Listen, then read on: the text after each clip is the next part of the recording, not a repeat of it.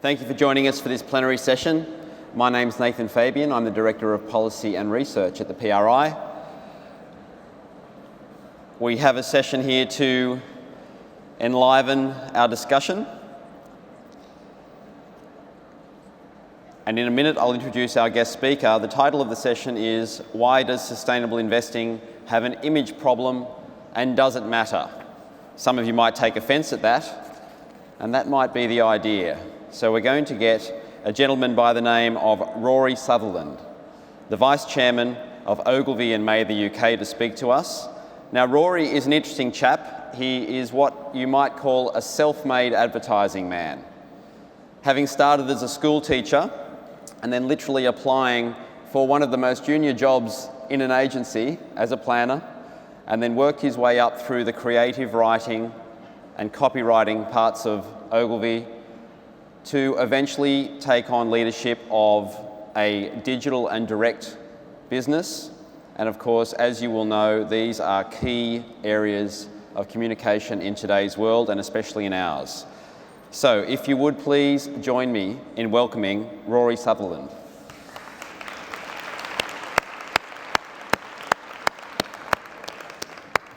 Hello, thank you very much indeed.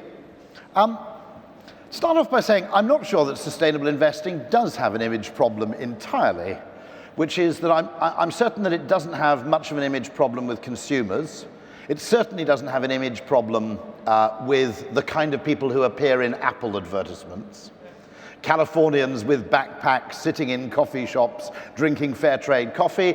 It doesn't do your image any harm. I suspect that actually investing in sustainable projects is far more useful to you in Darwinian terms, in being appealing to the opposite sex, than if you're mainly involved in open cast mining projects. I think, however, it does have a definitional problem. And I'm just asking a few questions about what forms of economic activity are beneficial to the wider whole and what forms aren't. And I'll start off by blaming this man. Actually, I won't blame this man. I'll blame his publisher. Those of you who are devotees of Adam Smith will know he actually wrote 2 books. The first one actually is much, much less known than the second. But The Theory of Moral Sentiments, his first book, in which he regarded as his best book, is really the first treatise on behavioral economics, on behavioral science. If you want to know more about the first book, there's a wonderful thing written by Russ Roberts, the man who runs the Econ Talk series of podcasts, and it's called How Adam Smith Can Change Your Life. But unfortunately, his publisher seems to have done a much better job at promoting the second book than the first. Now, just to defend the second book, contained in The Wealth of Nations, is an astoundingly important insight, which is that people entirely motivated by self-interest nonetheless create enormous net value for society as a whole, even though their motivation is, broadly speaking, selfish. In fact, Adam Smith himself was slightly cynical, as the earlier quote shows. He always said, I never saw much good done by those who affected to trade in the public interest. But his insight, the first insight, is undoubtedly right. And I know this from personal experience. In the late 80s, my father bought this building when it was derelict, intending to do it up and convert it into apartments, which he duly did. With a partner, he built a modern block to the left to make the whole project economic. It was a grade 2-star listed building in Monmouth, which was effectively taken from a state of complete dereliction to being habitable and attractive. He hit the late 80s property crash and went bankrupt. And as he occasionally and plaintively remarks to me, he said, if I'd done that as an act of philanthropy, declaring that I wished to rescue the building and not make a penny for it, I would have been absolutely heralded as a man of spectacular generosity. The effects were entirely the same. I lost all my money and restored a building. But because my initial motivation was to make money, I never got a jot of credit for what I did. And there is something very, very strong in human psychology, which Smith would have mentioned in his first book, that we care not only about what is done, but why people do it. We have a brain that asks, what's the motivation, not just what's the outcome. And undoubtedly that causes us, I think, to be very, very unfair to capitalism. I think ordinary self-interested capitalism gets a bum rap from most people. Let's take an entirely self-interested, well, it must have been, it was founded by some people from Goldman Sachs. The business Ocado, which is effectively an online grocery service. It's absolutely brilliant, I have to say. And no one ever remarks on that, on Ocado. It is fantastically valuable to the elderly and to the bedridden and the disabled, that you can have your groceries delivered.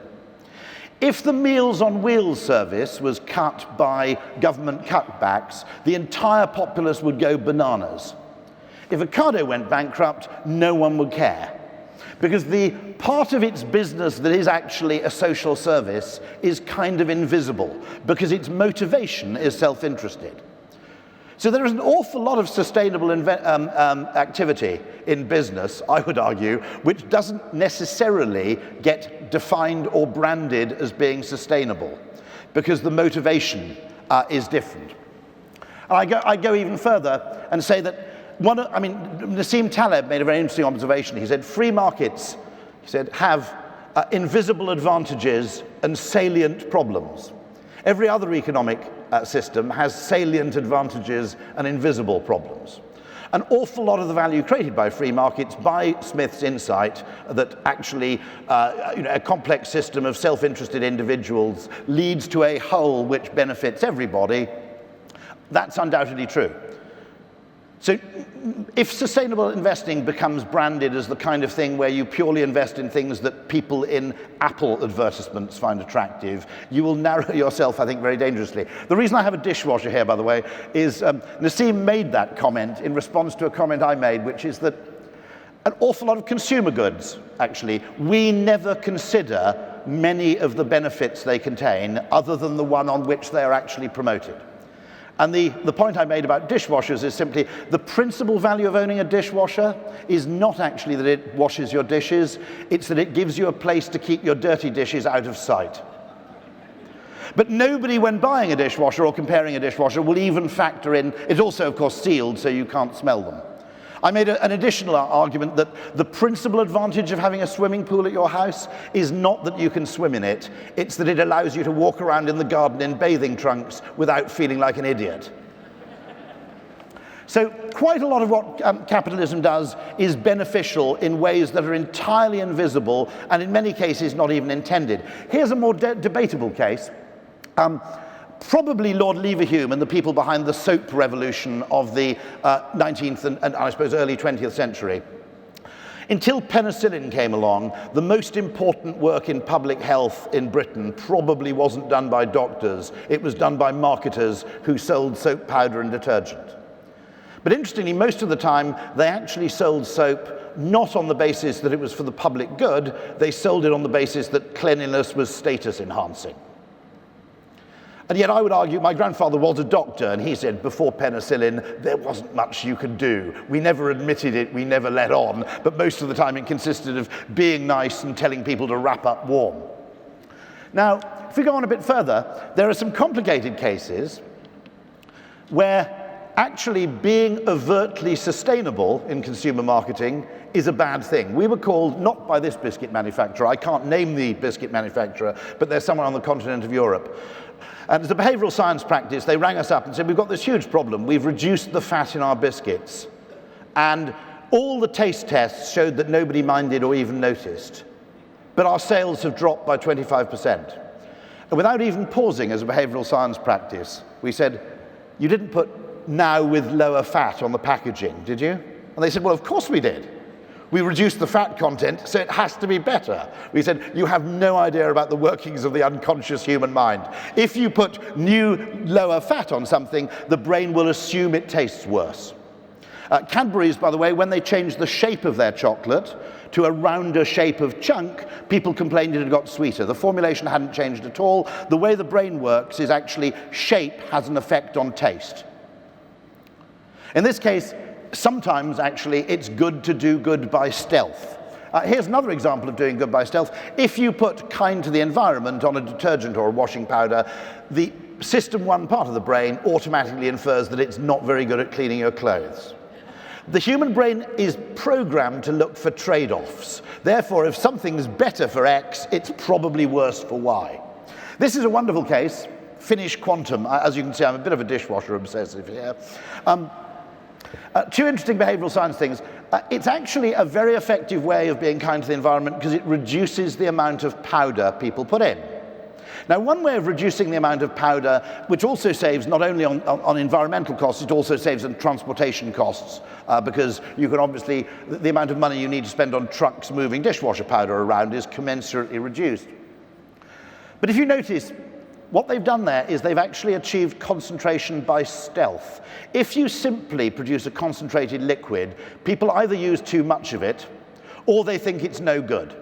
Because we, particularly Americans, but also Europeans, tend to have an automatic heuristic, which is more is better. I'm using less of this liquid, so it isn't doing such a good job. But we also have a heuristic which says the more intricate something is, the better it is. And so by making these dishwasher tablets insanely intricate, you have a kind of yin and yang configuration of two different colored powders and the power ball in the middle.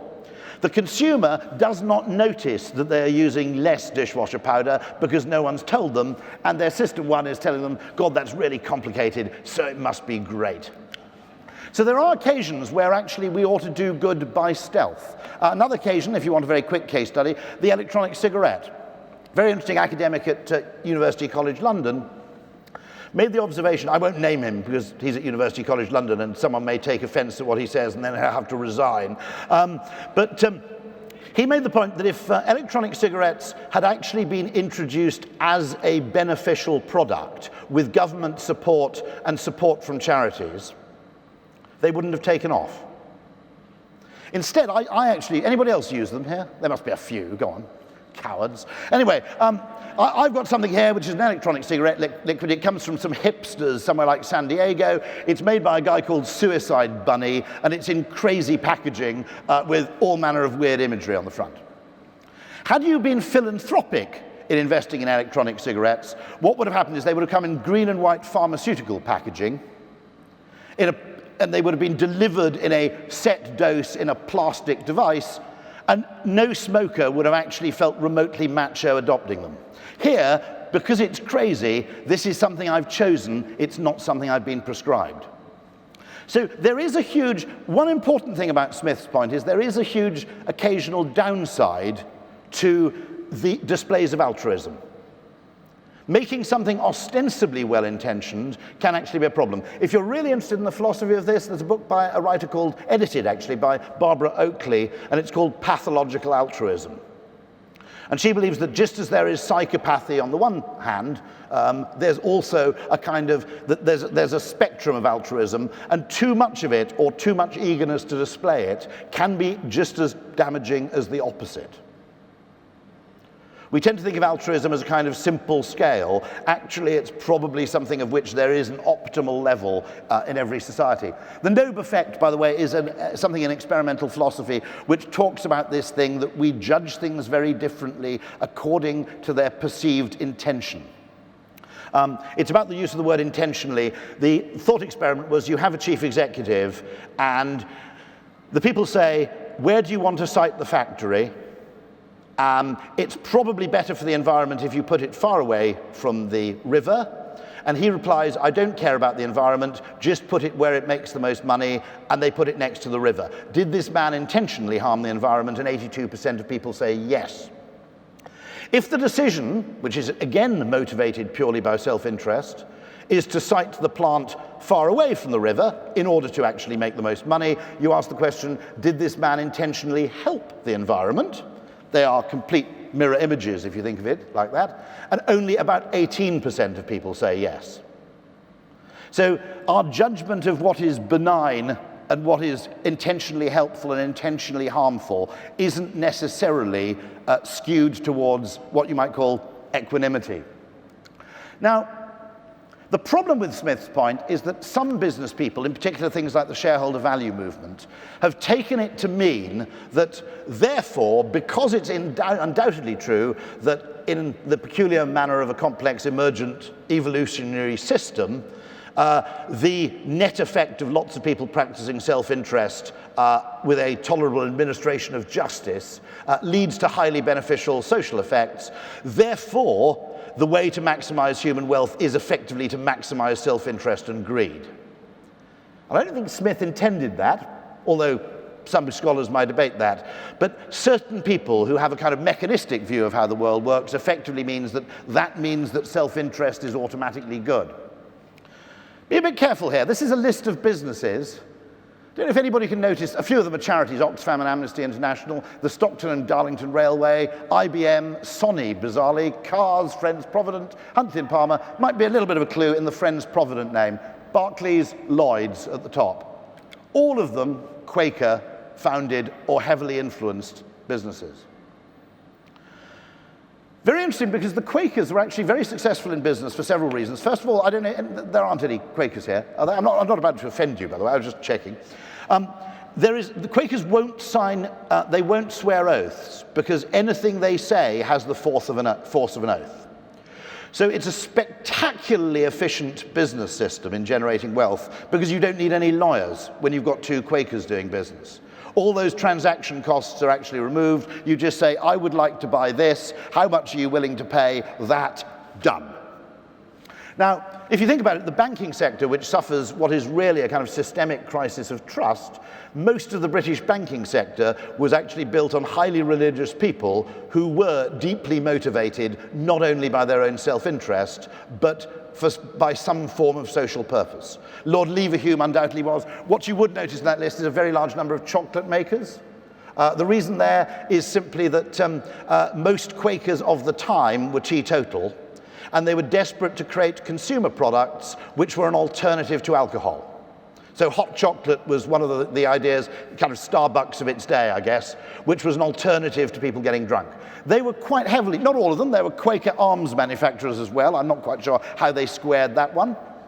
But nonetheless, quite a few of them were heavily motivated by social purpose. What was interesting, I would argue, as an advertising man, is Quakerism undoubtedly is the most successful religion per head at generating brand value. Ironically, the Quaker Company was not founded by Quakers. They simply found that the image of a Quaker conveyed wholesome trustworthiness more than anything else possibly could do.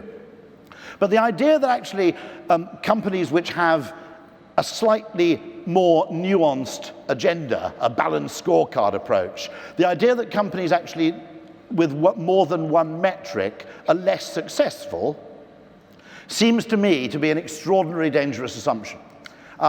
And just to give an example of this, if we look at evolutionary biology, there's a theory about the evolution, effectively, of humanity into successful cooperative groups, which effectively came about when humans stopped competing. Now, you've got to assume here, because imagine you're a bit of a Darwinist, both these people are competing for female adulation, attention, and if you're a hardcore Darwinist, sex, okay? In the first case, they compete directly by fighting each other with axes in order to impress passing womenfolk and hope to earn their attention, or in the case of women, I always think it's just tolerance, to be absolutely honest. Now, in that case, you have a massive negative sum game. The tribe does not do very well, because actually what happens is that most of the people are either dead or injured, and it depopulates itself very rapidly. The second group started competing in oblique ways. What they would do is they would compete to show off their hunting prowess, and particularly because when you catch meat-based things, you can't eat it all yourself, because it starts to decompose and decay, long before you can actually consume the elephant it is that you've managed to spear. The way you demonstrated your hunting prowess was through being generous with the leftover meat. You generally kept the best bit for yourself, or possibly for God, but you actually handed out meat to other people as a positive externality of your hunting, of your self-interest. Those are the groups which seem to have prospered. And they were the people who competed not directly, but obliquely. Has anybody read this? It's one of the greatest books I've ever read. What it essentially says, and this is everything I'm saying, is business and capitalism are complex systems. To use the language of engineering and to try, as economists do, to make business look kind of Newtonian and neat is a deeply dangerous enterprise. Or for the Nassim Taleb fans among you, a cat is not a washing machine. This is by John Kay, the FT journalist, and he makes the point that there are many things in life, in anything that's complex, the best way to pursue something is not to pursue it directly. A lot of evidence in happiness research that the best way to be happy is not to try to be happy. The best way to be happy is to find some hobby or purpose or all-consuming interest which motivates you, and then you earn happiness as a byproduct of that. And he makes the parallel point about business that the most profitable businesses are not those that pursue profit most directly or single-mindedly. The most successful businesses are those which actually pursue some other interesting, motivating end, and for which profit is an important metric, patently because without profit they won't be able to attain that end, but it isn't the sole focus of their activity. And if you think about it, most important entrepreneurial areas of business arise out of that passion. I don't think Gates or Jobs in the early days, or Hewlett or Packard, I don't think they ever anticipated that they'd become significantly rich. And I don't think that was their predominant motivation either. Nor the people who discover Zantac, which John Kay talks about, who left ICI because ICI got too greedy. Those people, again, the people who really generate value, the prime motivating fact is not absolutely naked financial self-interest. Interesting points here. I'm just taking a section from the contents of the book. I really, really recommend it. You'll notice a few little things. Pluralism, why there is usually more than one answer to a problem. One of the things that worries me about neoclassical economics as applied to business is it makes businesses very, very similar to each other. So they all occupy the same niche, and then you end up with a race to the bottom. Actually, markets are like biology. There's room for Lidl, there's room for Waitrose. There isn't a right answer to grocery retailing. And so, one of the vital things is that when you try and make a system perfectly rational, you have to pretend there's only one right answer. And that's what economics does. If you look at markets, there are lots of right answers. And then the final little one I'll also point out to is why the outcome of what we do depends on why we do it. That motivation does actually affect outcome. And the idea that a single-minded and sort of monomaniacal pursuit of profit is the best way to forge a profitable business seems to be hugely dangerous. A really successful business is actually an interesting nexus and a complementary nexus between the interests of its investors, its employees, and its customers. And it benefits all three. Now, I don't know, anybody? Mr. Goodhart. Goodhart's law is also relevant in this point, which is that any metric that becomes a target loses its value as a metric. The profit of a business is highly revealing when the business is involved in some interesting enterprise. If the entire management of the business is focused on maximizing profit, the value of the information there is significantly reduced. Any target, any metric that becomes a target also becomes a rubbish metric. And Kay will cite examples in hospitals where you can effectively cheat the metric. I think doctors were judged on admission times, how quickly a patient was seen after being admitted to A&E, which was a problem they solved very simply by keeping people waiting in ambulances for 30 minutes in the car park before they were allowed to enter the building. And we all know, I hope you all know as good investors, that there are ways effectively to game the system to make a business look more profitable or more successful than it really is in the short term. And if CEOs are only around for the short term or they're incentivized for the short term, unsurprising that that will become a problem. So, looking at various things, I'm always intrigued that really successful businesses, really revolutionary businesses, and by the way, I get very, very annoyed if I read in The Economist one more time that this is a revolutionary new business model. It's bollocks, by the way, okay? I've been able to use my telephone, you have been able actually, anybody's been able to use their telephone to order a taxi in London since 1906, okay? There is nothing revolutionary about the business model unless you're an economist where you have to attribute business success to something that economists like to talk about. It's entirely a psychological hack, okay? Which is that the human brain hates uncertainty. When you phone for a taxi conventionally, you enter that 10-minute twilight zone of, is he here yet? Where is he? He said he'd be here in 10 minutes. Go and check whether he's round the corner. Oh my God, maybe he's left, right? Okay? With Uber, you have the joy of going, oh, look, he's just stuck at those traffic lights, I'll make myself a cup of tea. It entirely changes the psychological nature of wait time. If you want to know about that, the best thing the London Underground did to improve customer satisfaction on the Underground per pound spent wasn't faster, more frequent, later running trains. It was putting dot matrix boards on the platform. We'd rather wait 9 minutes knowing it's 9 minutes than wait 5 minutes in a state of uncertainty. So The Economist is talking complete crap about this, okay? I'm an advertising guy, and it really annoys me where effectively all credit for a business success is always attributed to the kind of things that McKinsey like to talk about, okay? It's a psych hack, okay? Simple as that. Now, what's interesting about this is that why that business is successful is they have different metrics to other taxi firms. They may not know this. If you were Addison Lee or one of their competitors, you go, I don't quite understand it, because if you look at their number of available cars, if you look at average wait time, if you look at all the metrics that we've traditionally used, they don't seem to be any better than us. No. Because that isn't changing objective metrics, it's changing subjective metrics. The reason the business is successful is it said, let's look at something else that is completely different to the best practice that all businesses are obsessed about, and let's try McDonald's. The American diner was obsessed with choice, eggs over easy, peel one off the wall, sunny side up, etc.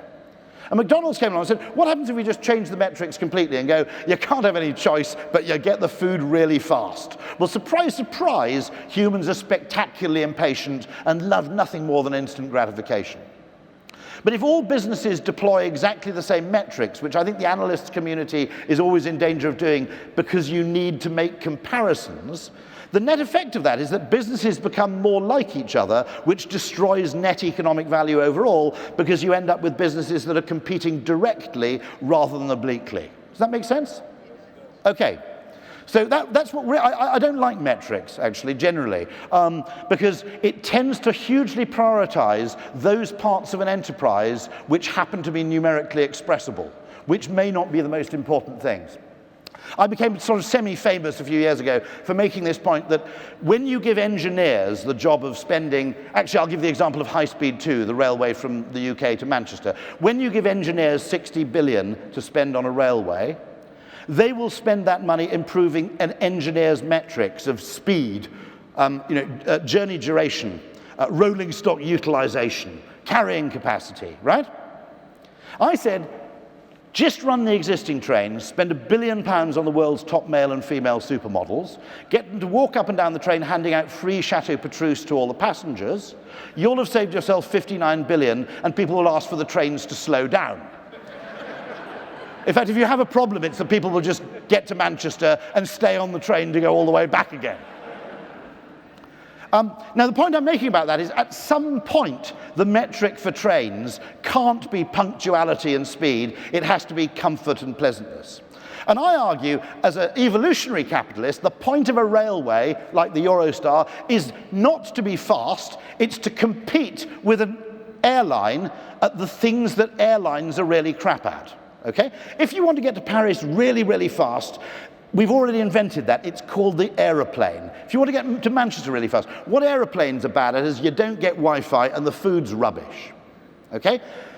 What they've tried to do, I think, is they're competing with the airlines on the Eurostar by making it more and more like an airport experience. You're corralled into a waiting lounge before you can board the train. You have to go through an X-ray. I don't blame them for that, by the way. But everything is becoming more and more like an airplane. No. The way to compete is to make it less and less like a bloody airplane. Differentiation really matters. There's more than one right answer. And the metrics for a railway, I actually spoke to a large railway company. I said, what's the most important technology in rail over the last 20 years? And they all went on about buffers and signaling. I said, it's all rubbish. I said, two technologies, the tablet and the laptop, which mean that actually you can be perfectly productive and entertained on a train journey in a way that was impossible beforehand. The second most important technology on a train is a table. Because other than first class on British Airways, rail travel has many, many, many disadvantages compared to the car and everything else, but it's the only form of transportation where you can actually sit there with a laptop, a cup of coffee, a newspaper and a pen and be just as productive as you are in the office. Actually more so, because people don't come and ask you dumb questions, by and large. So this idea of fetishizing individual metrics and making them the same for every category is a massively destructive force in business value. And the problem of being hyper-rational, as economists do, and assuming that human beings aren't the product of millions of years of evolved psychology, they're simple utility maximizers. The problem about actually treating your customers like Homo economicus is they don't actually like you very much. You're designing your business for a species of animal that has never existed in the wild. And we'd probably beat them up if we ever met them, to be absolutely honest. And so surge pricing for Uber is a case where they think it's perfectly economically logical that during the Sydney bomb hostage siege, you multiply your prices by 16. If they'd read the philosopher John Locke in his paper Venditio, they'd realize that we have a very strong evolved sense of what is a fair price, and gouging a price to take advantage of someone else's misfortune is a very, very strong ethical no-no. That's why Walmart, when there's a hurricane, they do not, or when there's a massive snowfall, Walmart does not increase the price of shovels. When there's a hurricane, they do not increase the price of building materials. Instead, Walmart has a massive disaster prediction center somewhere in Arkansas, and when they spot a hurricane, they immediately ship huge quantities of shovels or building equipment to the place where the disaster is about to befall. They don't put the prices up. Or as Richard Thaler says, the author of Nudge, of ski resort pricing, if you gouge them at Christmas, they don't come back at Easter. So decency and fairness are good business. It's not just a question of ethics. The Quakers spotted this, by the way. The Quakers thought that it was unfair that different people... The model of buying a chocolate bar before the Quakers came along was basically, if you looked a bit rich, the shopkeeper would just quote you a higher price for chocolate. And the Quakers thought that was unfair. So they printed the recommended retail price, the first people to do it in business history. They printed the retail price, what they thought was a fair price, on the chocolate bar. A byproduct of that ethical behavior was that consumers absolutely loved it. They thought this was completely fair and reasonable, that the people weren't weren't price gouging them, and actually they bought much more of that chocolate. Because, as Adam Smith would have pointed out in his first book, or John Locke would have told you, there is something about the human being which doesn't just care about the sale, it cares about the seller, the motivations of the seller, why the seller may be trustworthy or not, and so on and so forth. Now, just to show you how we have an innate sense of fairness, it isn't just humans. I'll show you this film very quickly, that some of our close primate relatives also have this inbuilt sense that we're not utility maximizers. We have some sort of social judgment in the decisions we make. So if you can just cue the monkeys. So a final experiment that I want to mention to you is our fairness study. And so this became a very famous study, and there's now many more, because after we did this about 10 years ago, it became very well known. And we did that originally with capuchin monkeys, and I'm going to show you the first experiment that we did. It has now been done with dogs, and with birds, and with chimpanzees, but with Sarah Brosnan we started out with capuchin monkeys. So what we did is we put two capuchin monkeys side by side. Again, these animals, they live in a group, they know each other. We take them out of the group, put them in a test chamber. And there's a very simple task that they need to do. And if you give both of them cucumber for the task, the two monkeys side by side, they're perfectly willing to do this 25 times in a row. So cucumber, even though it's really only water in my opinion, but cucumber is perfectly fine for them. Now, if you give the partner grapes, the food preferences of my capuchin monkeys correspond exactly with the prices in the supermarket. And so if you give them grapes, that's a far better food, then you create inequity between them. So that's the experiment we did. Recently, we videotaped it with new monkeys who had never done the task, thinking that maybe they would have a stronger reaction, and that turned out to be right. The one on the left is the monkey who gets cucumber. The one on the right is the one who gets grapes. The one who gets cucumber, note that the first piece of cucumber is perfectly fine. The first piece she eats. Then she sees the other one getting grape, and you will see what happens. So she gives a rock to us, that's the task. and we give her a piece of cucumber and she eats it. The other one needs to give a rock to us, and that's what she does. And she gets a grape, and she eats it. The other one sees that. She gives a rock to us now, gets again cucumber.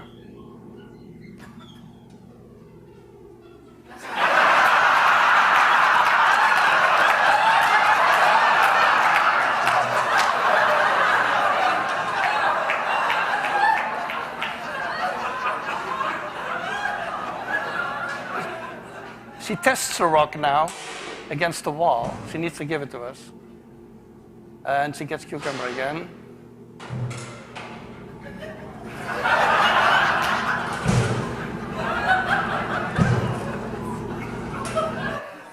So this is basically the Wall Street protest that you see here.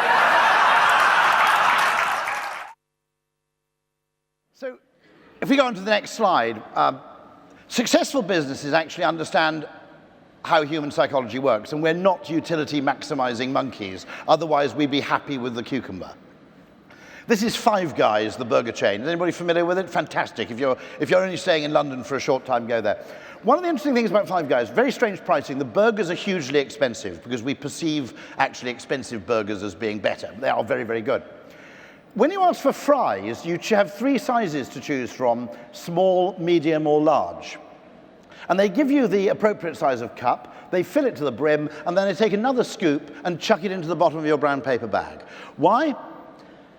The human brain disproportionately values the extra fries because they're the fries that you didn't have to give them. You have to fill the cup up, because if you don't, you're shortchanging them. It's a genuine mark of generosity because it's something you give someone that you're not legally obliged to do. And so, what's fascinating about that is, if you gave the job to a totally rational man, he'd make the cups larger. If you gave the job to your finance director, he'd tell you to stop giving away the free fries because they're costing us $3.7 million a year in potato costs. Both of those people would destroy net perceived value. Really clever businesses understand, actually, in many cases they don't understand it. It's actually an evolutionary process where businesses luck onto psychological factors. People actually, almost by accident of timing, happen, and actually very, very silly people are very, very successful. One of the things I think that annoys the left about free market capitalism is that quite a lot of the people who are successful and rich are actually quite stupid. But actually stupidity can be an advantage, because you don't have all the constraints that sane, intelligent people are limited by. For example, if you wanted to compete with Coca-Cola, the most successful soft drink for about 150 years, you go and research it with perfectly rational people. You go and speak to all the experts in the soft drinks industry, and all the economists would say, well, it's perfectly easy. If you want to compete with Coke, you've got to produce something that tastes nicer, that costs less, and comes in a really big can, so everybody gets great value for money. In fact, the most successful attempt to compete with Coca-Cola in the last 100 years is this. And it costs a fortune, it comes in a tiny can, and it tastes disgusting. Okay? You like it? Now, the interesting thing about that, I think there's a psychological thing, that if you want people to believe that a product has psychotropic or medicinal properties, you can't make it taste that nice. I think one of our clients said it is perfectly possible to manufacture fly sprays which smell of lavender. So it's a fly spray and an air freshener in one.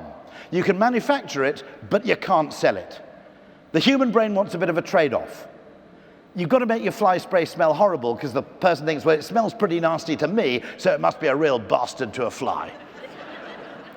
I'm always suspicious of Nurofen meltlets. They taste too nice to be effective, in my opinion. Analgesics should taste horrible.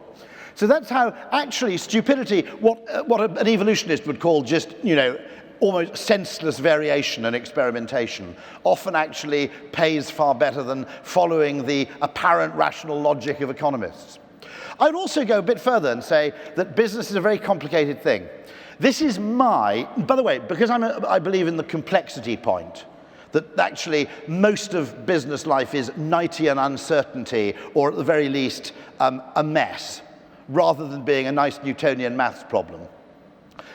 This is my explanation, which is not the only explanation, but an explanation for the decline of Tesco as a business, which is they made a terrible mistake. When they opened lots and lots of small shops, Tesco made those shops really quite good. Now, corner shops were traditionally pretty awful.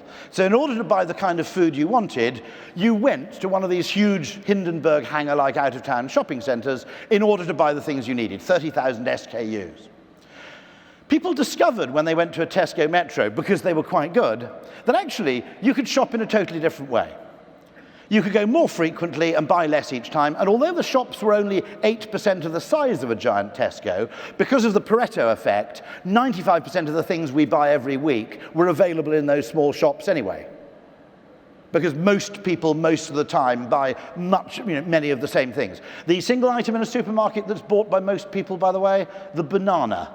I always say that Darwin could have saved himself a hell of a lot of traveling if he just had some decent point-of-sale data. But actually what then happened is when people shop more frequently in smaller batches, they go up market and down market. Bit of farmer's market, bit of M&S, bit of Waitrose, bit of Lidl, bit of Aldi, etc. That's, by the way, a natural property of the human brain. If you want more diversity in your company, hire people in groups. You will automatically get a more diverse workforce than if you hire people one at a time. Just as someone who, if I give you £80,000 to buy 4 cars, and I give someone else £20,000 to buy 1 car, that one person will buy a saloon car. I don't know what the other person will buy with the £80,000, but I know one thing, it won't be 4 saloon cars. And so when we shop more frequently, Tesco's position at the glorious sweet spot of the market, which is the best place to do a £120 shop, because you can't do that at M&S because you go bankrupt, and you can't do it at Lidl because you just feel a bit miserable, their position in the middle of the market went from being a huge strength to actually being a disadvantage. And the hotter spot, as people shop smaller and more frequently, the hot spot in UK grocery retailing is actually at the extremes rather than in the middle. Now, I'm not saying that's the right answer, by the way. I'm just saying if you look at life business like a biologist, the interesting thing is what it suggests perhaps is that Tesco either shouldn't have opened smaller shops or should have made them deliberately rubbish. But I don't think there's anybody in the world who would have had the strength of character to say that. Just an extra point, there are schools of economics which understand the importance of psychology. Any Austrian school of economics, there are always about 2 in a room. Any fans of von Mises and nobody? Come on, there's one at the back. It's an unfailing rule. Von Mises actually was very sympathetic to advertising and marketing because he was basically kicking around doing economics in Vienna at the same time as Freud. And he made this great point that marketing adds just as much value as manufacture does. There's no sensible distinction to be made in a restaurant between the value created by the man who cooks the food and the value created by the man who sweeps the floor. One person produces the primary good, the other one creates the environment and mental state in which it's possible to enjoy that good. So the idea, as an advertising person, the reason I hate neoclassical economics is that by assuming perfect information and perfect trust for all their models, they've created a world where marketing needn't exist. Because if consumers did have perfect information and perfect trust, I freely admit I'd be out of a job. The lucky thing for me is those conditions exist somewhere between very, very rarely and never. And so I genuinely think that understanding complexity and understanding psychology in business and placing less emphasis on the kind of Newtonian stuff and more emphasis on the stuff that's closer to weather forecasting than it is to kind of Newtonian physics can lead to fantastic things. Tiny little changes. If you want to reduce the number of people who unnecessarily take antibiotics, someone after 30 years just invented a prescription that was post-dated. The patient goes away completely happy, only about 30% of them end up cashing in the prescription in. Because of innate human biases, if you give people an instant prescription and say, don't take this unless you're still feeling ill in 3 days, they go and cash in the prescription right away because they're passing the chemist. They've paid £8 for the prescription charge. Sunk cost bias means once you've paid for pills, you're going to take them even if you don't need them. Tiny little ways of looking at the world through a kind of biologist or a psychologist lens, I think, can create just magical value. Here's a Cardo, a beautiful demonstration of actually accepting that consumers are quite well-intentioned. The green vans, which are in a tiny minority, are no cheaper as delivery slots than the purple ones. But it just has a tiny little message which says, a van is already making a delivery in your area at that time, so if you choose a green one, it doesn't cost you any less, it saves petrol. That has, they wouldn't tell me the figures, they just said, you wouldn't believe the effect that has. Actually, if business proceeds as though people aren't basically slightly well-intentioned, business will actually be less pleasant. If you want to get really sort of sociological about this, business is a mixture of Gesellschaft, transactional capitalism, and Gemeinschaft, which is relational capitalism. And getting the balance right is really, really important. So I'll skip this. How much time have I got? I've only got 36 seconds. Right. In which case, I'll skip that. I'll test counterintuitive things because no one else will. That's why stupid people have an advantage. They do things that nobody else has thought of. Sustainability as a motif I see as very valuable because it's encouraging people to look at areas of activity which is in itself diversifying the range of investment, which is entirely healthy for the economy as a whole. Dare to be trivial. In complex systems, really small things have absolutely monumental effects. This is a case from a checkout page of a website where putting in what's called an automatic space bar, where you typed in your mobile number, brought them £3 million of extra revenue a year. There are loads of cases, Google the $300 million button if you're really intrigued. There are loads of cases where tiny behavioral tweaks mean the difference between failure and success. Economics, because it's Newtonian, tends to assume that the scale of the effect is proportionate to the scale of intervention. No, there are butterfly effects all over the place. And as an investor, actually, looking for a business that's one butterfly away from being brilliant is a really, really interesting approach. Bees, I'll end with an analogy from nature. Bees perform a waggle dance. When they find a good supply of pollen, they go back and they actually dance to the rest of the bees, which explains the direction and distance and something about the quality of the pollen they've actually found. And bee observers were surprised to notice that there was always a percentage of bees who ignored the waggle dance completely. And they thought, this is very strange, because you'd think that over 50 million years of bee evolution, bee accountants would have evolved and said, actually, in order to maximize pollen collection in line with our Q3 target, we need 100% compliance with the waggle dance. And then they looked at it and modeled it as a complex system, and they realized if it weren't for the rogue bees, the hive would starve to death. It would get trapped in a local maximum and be unable to benefit from lucky finds elsewhere, and would have, that's a terrible phrase, it would have no plan B if the first and best source of pollen actually ran out. So the rogue bee thing, in any field, some degree of complete divergence and obliquity is a really, really healthy thing for the system overall. Because it creates, capitalism isn't remotely efficient, okay? That's a total nonsensical myth. The reason capitalism is actually effective is because competition forces diversity. And this is just an example from nature where actually maximizing the efficiency of a system at the price of increasing its fragility is not a great idea. So that's me. If you've got any questions, we'll probably try and have a couple of spoken questions. If we haven't got time, there's a Twitter address there where you can ask me questions as part of my after-sales service. And this is a brief reading list. Just pick 2 of them at random, 3 of them at random. Particular fan of actually works by Robert Frank, The Darwin Economy, for example, which believes that you should look at the economy as a non-equilibrium, dynamic, evolving system, not as a kind of machine. But any of those, Eric Beinhocker's on there? Is he The Origins of Wealth? Probably not, but it should be. Okay, well, that's me. Thank you very much indeed. Have I got time for a quick question? Actually, we won't sit down. I am sorry, we are out of time, Rory. I'm sorry. But once again, if you would, please thank Rory Sutherland. My pleasure. Questions by all means. Thank you.